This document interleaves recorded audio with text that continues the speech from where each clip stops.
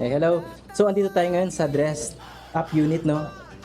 Ito naman yung expect natin pag once renovated na yung unit na kukunin natin.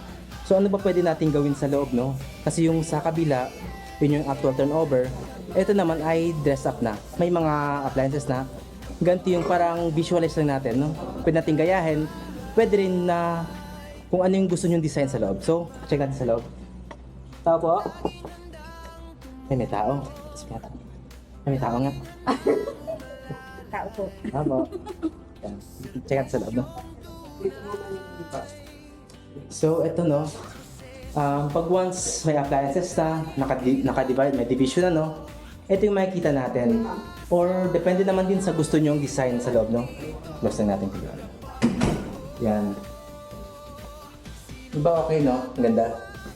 So, dito nyo pwede ilagay yung sala nyo. Then, dito yung pwede ito TV. Then, pwede naman ito dito, no? Lagyan nyo lang ito ng harang para pantry sa loob. Dito ilalagay sa labas yung TV.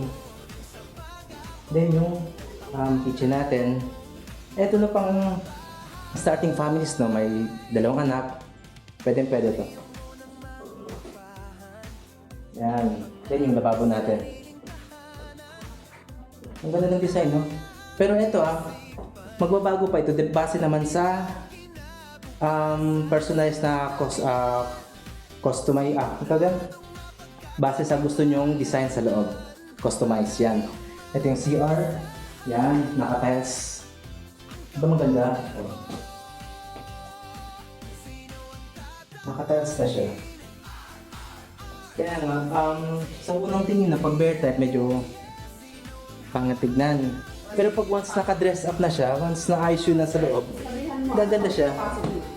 So, ito yung taas naman, no? 2-bedroom provision to, ang unit na to. Ayan. So, yan, pag may baby kayo, no? Ayan. Ang ganda. Pwede sa mga nagsisimulang pamilya, no? Dito naman sa kabila, yung master bedroom natin. Yan. O, di ba ang ganda?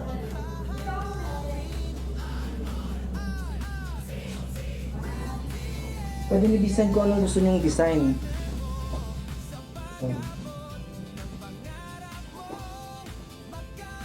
Dito may aircon. So, pag interested ka, dito tayo sa may ilaw, yan.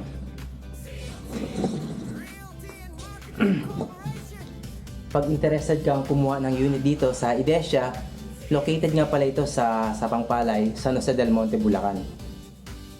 Then yung access naman dito, pwede kayong, may dumadaan ditong bus.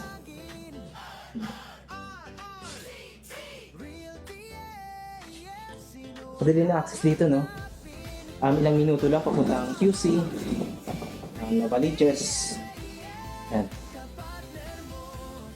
So yan ulit, pag interested ka at gusto mong kahit tignan itong project na ito, message mo lang ako para at least mag-guide kita rito sa site. May free tripping din.